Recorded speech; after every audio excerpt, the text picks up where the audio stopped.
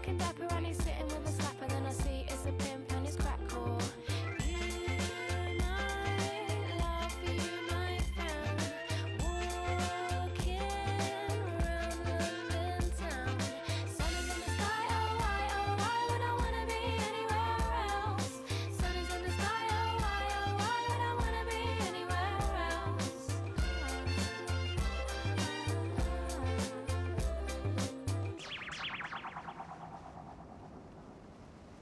Three years ago, I wouldn't have been able to go outside. I was pretty much agoraphobic, you know.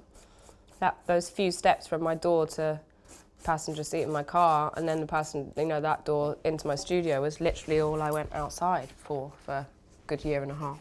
Yeah, so I kind of had to wait until I was feeling better before I could start writing again. My marriage fell apart, so I had to deal with that, which was time-consuming. Not just it being it's not like I was poring over divorce papers every day for 4 years, but I was quite sad, didn't really feel like working, so it was that.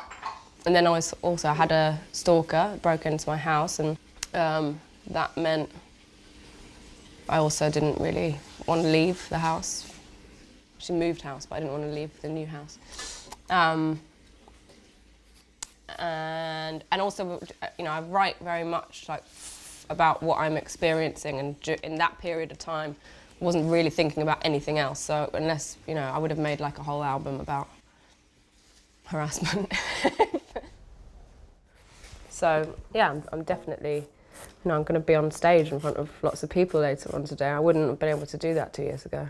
I mean, on first and second albums, I wasn't like a depressed wreck, so that's what's reflected on the record. You know, it was still cathartic writing it. I wasn't in a bad place. This time I was in a bad place, and so the music sounds like I was in a bad place because I was.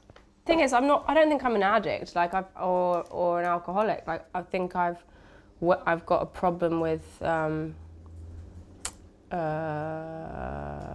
self-medicating. So if I'm feeling really, really depressed and I haven't got like my support network in place and I'm isolating, then I reach for whatever's around me. So whether it's alcohol, drugs, sex, Twitter, you know, whatever. That becomes my coping mechanism. And yeah, although I'm not doing those things at the moment, it's more because I'm in a happier place that I'm not doing them, if you know what I mean, rather than having given up on everything. A lot of people in interviews have been like, oh, didn't you feel scared about being so personal in your lyrics? It's like, I find it interesting that people would be more offended by me being personal in my lyrics than they are about tabloid newspapers being really personal about my life. You know, why shouldn't I be able to express those things, but somebody else can express them for me, and that's fine. The intention is to make something that feels connected, that feels real, that feels good, and that I can get up on stage every night and sing and not want to kill myself.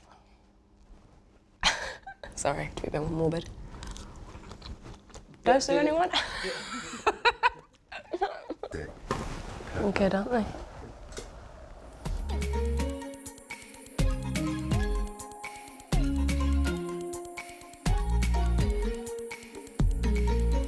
Do I enjoy the dressing up process?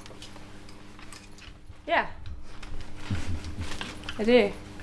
Although I have to say it's a little bit like reverse dysmorphia sometimes. Like, you know, I suppose like when girls, or you know, when you're in your early 20s and when you're most self-conscious image-wise, my view of myself was what I saw in magazines. So then when I looked in the actual mirror, I was like, oh. This is like a tiny, most of my stuff is all in storage, but this is some of my trainer collection in here. It goes quite far back. Anyway. It's impressive. I think we're pretty much there.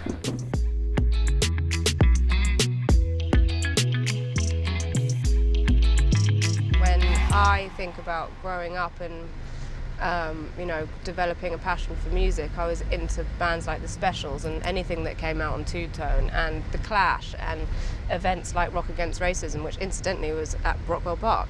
And so music and politics have always been synonymous with each other, and you know, the Sex Pistols and the Black Panther movement and Motown, you know, like these things have always been linked. It's only recently that they haven't.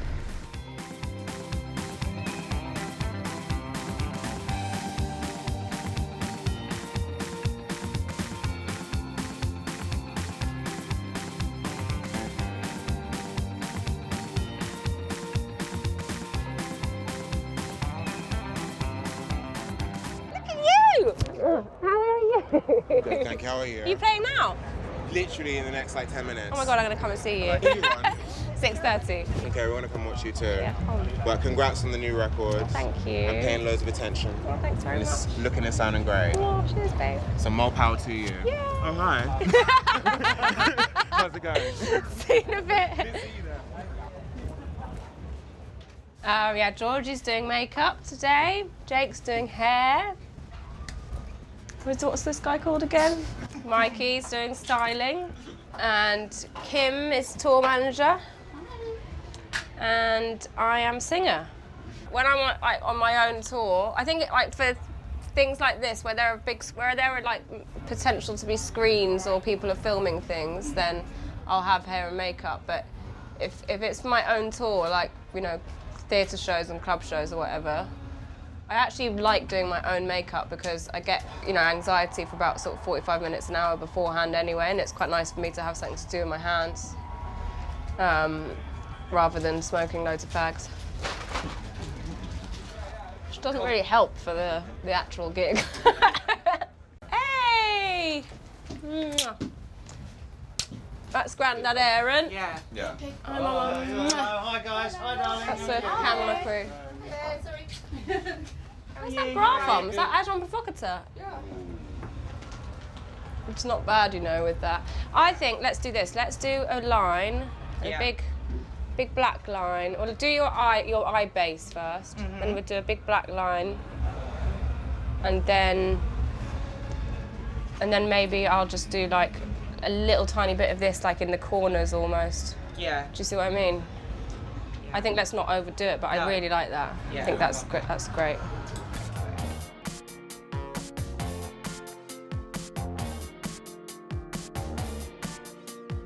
Does anyone have a lighter? Obviously I don't, because I don't smoke. Oh, I just really want a fag. How long has it been? How many days? 2 days. If I was a smoker, that would mean I was starting smoking again, but I don't smoke, so I can have the occasional one. Okay, thank you. This is a really helpful conversation. I don't want to be in the clean gang. I'm in the tragic beehive smoky gang. Okay, well, I'm just gonna have to eat Whatsits then instead. I told you this was gonna happen, didn't I? I was like, I'm just gonna eat everything. Come meet me in the sky, I'll be waiting for you. And we can hear what they say up in my air balloon. You alright? Hello? Long time. Good night. Good night. Yeah, I'm good. You want to. Now we're so high it can't rain. Up in my air balloon, air balloon. I turn to you.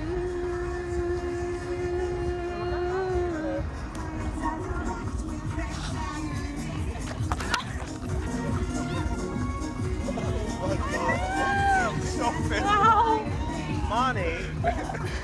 Marnie. Oh, I'm okay. You want me down though? Marnie. Okay, you just take a drop. I tripped on this. It went like that. So annoying. You okay? Yeah. That, let's cut. It's like, actually, maybe not. Can we have it for Instagram? This is something that I can't forget. I thought that we would just be friends. We'll never be the same again. It's just the beginning, it's not the end.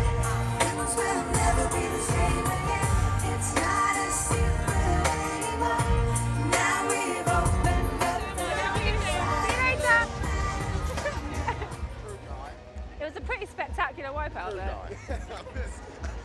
I was like, I went to run to go and like hug Seb, and then I was just like, fucking hell, that hurts. Ow. Hey, look at that. Thank you. Oh, look at all my family and everyone. No one cares. They're all just like that. Yay. I'm not smoking. I'm just.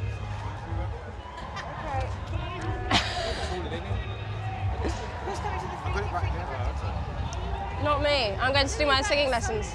Thank you.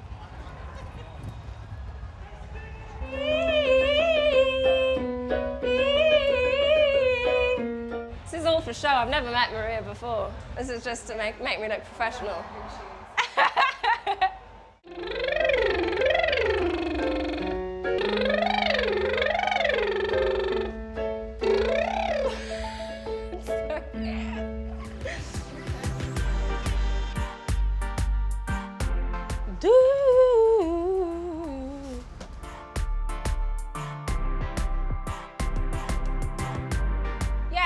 It's that point of time where it's just like I just want to get on and do it, like rather than the like, oh, 10 minutes to go, 5 minutes to go.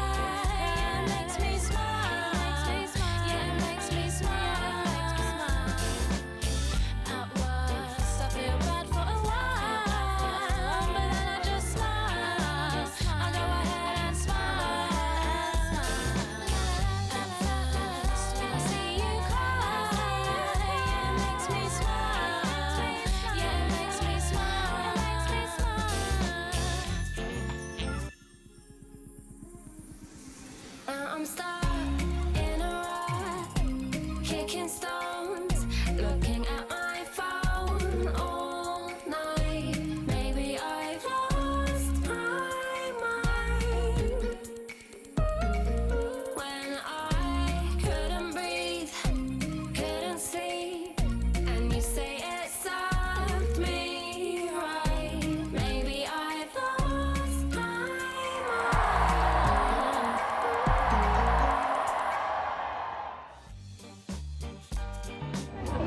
Sounded really good.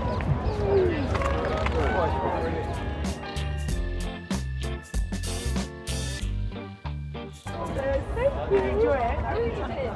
Yeah, I did. With cucumber. Woohoo! And you've earned it. I had such a nice time. The crowd were like, oh God, you know what? I feel like I'm sounding like one of those disingenuous pop stars, but actually, I really mean it. It was really nice.